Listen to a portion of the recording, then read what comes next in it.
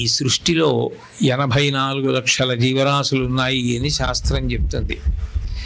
ఈ 84 లక్షల జీవరాశులలో నరజన్మ చాలా చాలా గొప్ప జన్మ అని. జంతువునాం నరజన్మ దుర్లభం. వ్యక్తి అంటే నరుడు అని పర్యాయపదంగా స్వీకరించండి. అటువంటి నరజన్మ ఎందువలన గొప్పది? మిగిలిన ప్రాణుల కన్నా నరజన్మ చాలా గొప్పది అని చెప్పడానికి వెనక ఏవో కారణాలు ఉండాలి కదా. ఏ కారణం లేకుండా శాస్త్రం అట్లా మాట్లాడదు కదా.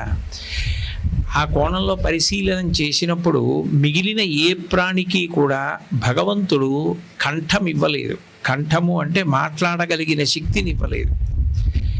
ఒక్క మనుష్య ప్రాణి మాత్రం మాట్లాడగలడు. మాట ద్వారా అవతల వారికి ఉన్న అజ్ఞానాన్ని తీసివేయగలడు. కేవలము మాట వలన తాను తరించిపోగలడు. భగవంతుని యొక్క నామం పలకడం అలవాటైతే చాలు. నామస్మరణ ధన్యోపాయం నహి పశ్యామో భవతరణి. కలియుగంలో భగవంతుని యొక్క నామం పలకడం కన్నా కూడా మోక్షానికి తేలికైన మార్గం వేరొకటి ఉండదు. అంత తేలికైనటువంటి మార్గం భగవంతుని యొక్క నామాన్ని పలకడం.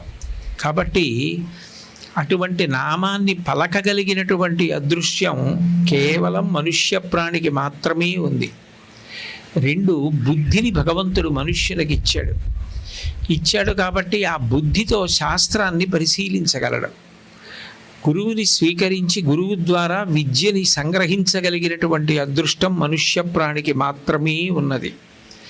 పైగా మిగిలినటువంటి ప్రాణులతో పోల్చడం కాదు, దేవతలతో కూడా పోల్చినప్పుడు మనుష్యుడే అధికుడు.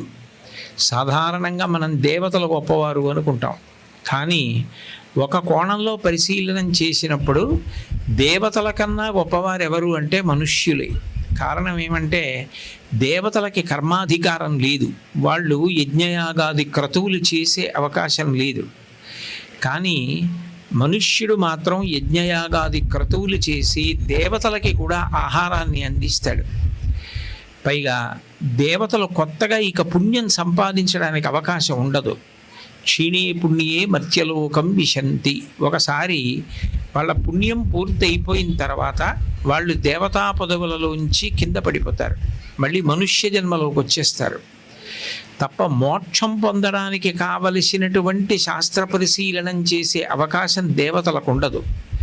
కానీ నరజన్మకున్న గొప్పతనం ఏమిటంటే శాస్త్ర పరిశీలనం చేసి మంచి కర్మలు చేసి జ్ఞానమును పొంది ఆ జ్ఞానము వలన ఇక మళ్ళీ పుట్టవలసిన అవసరం లేకుండా మోక్షాన్ని పొందడానికి ఒక్క నరుడికే అవకాశం ఉంది.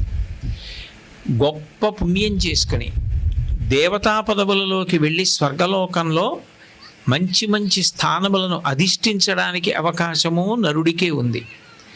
అట్లాగే నాకు శాస్త్రం అక్కర్లేదు, ఏ ప్రమాణం అక్కర్లేదని కేవలము పాపకర్మలు చేసి అధప్పతనమైపోయి కొన్ని కోట్ల జన్మలు తిరియక్కుగా మారిపోయేటటువంటి దురవస్థని నరుడే పొందుతాడు. నాకు ఏ శాస్త్రం అక్కర్లేదు, గురువు అక్కర్లేదు, దేనితోనూ సంబంధం లేదు, నా ఇష్టం వచ్చినట్లు నేను ప్రవర్తిస్తానన్నవాడు భూమికి అడ్డంగా వెన్నుపాము ఉండే ప్రాణిగా పుట్టడాన్ని తిరియక్కు అంటారు. కొన్ని కోట్ల జన్మలు తిరియక్కుగా మారిపోతాడు. అందుకే ఇంత గొప్పదైన నరజన్మ రావడం ఒకెత్తు, ఆ నరజన్మ యొక్క వైభవాన్ని నిలబెట్టుకోవడం ఒకెత్తు. ఈ నరజన్మ యొక్క వైభవాన్ని నిలబెట్టుకోవడానికి ప్రయత్నపూర్వకంగా అందరూ కూడా 8 గుణములను పొందాలి అని గౌతమ మహర్షి ధర్మసూత్రములలో చెప్పారు. ఈ 8 గుణములు అందరికీ తప్పకుండా ఉండాలి. ప్రయత్నపూర్వకంగా అందరూ కూడా సాధన చేసి వాటిని అనుష్ఠించాలి, వాటిని పొందాలి. ఈ 8 గుణములు పొందలేకపోతే ఇంత గొప్ప నరజన్మ భగవంతుడు ఇచ్చినా అది సార్థక్యాన్ని పొందకుండా పాడైపోతుంది.